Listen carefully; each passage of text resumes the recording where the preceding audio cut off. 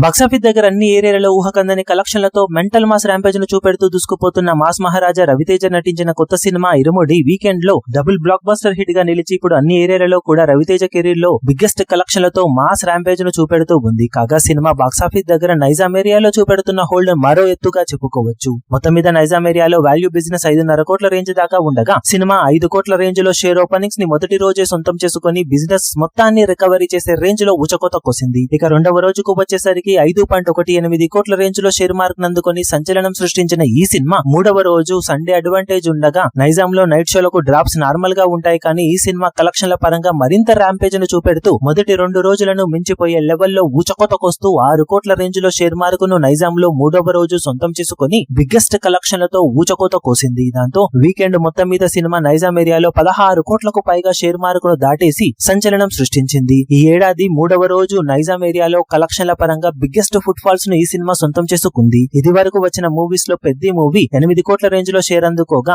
మనశంకర వరప్రసాద్ గారు సినిమా 5.14 కోట్ల షేర్ అందుకుంది. రాజాసాబ్ మూవీ 3.5 కోట్లకు పైగా షేర్ అందుకున్నాయి. ఈ సినిమాలన్నీ కూడా భారీ టికెట్ హైక్స్ తో వచ్చిన సినిమాలు. వీటితో పోల్చితే చాలా నార్మల్ టికెట్ రేట్స్ తో వచ్చిన ఇరుముడి మూవీ ఊహకందని ర్యాంపేజ్ ను చూపించి వీకెండ్ ముగిసే సమయానికి నైజాంలో 10 కోట్ల రేంజ్ లో ప్రాఫిట్ మార్క్ ను అందుకొని సంచలనం సృష్టించడంతో లాంగ్ రన్ లో నైజాం ఏరియాలో 30 కోట్లకు తగ్గని రేంజ్ లో షేర్ మార్క్ ను సినిమా అందుకునే అవకాశాలు ఉన్నాయని ట్రేడ్ వర్గాలు అంచనా వేస్తూ ఉండటం విశేషం. మరి బాక్సాఫీస్ దగ్గర సినిమా ఈ అంచనాలను కూడా మించిపోయే లెవెల్లో ర్యాంపేజ్ ను చూపించగలుగుతుందో చూడాలి.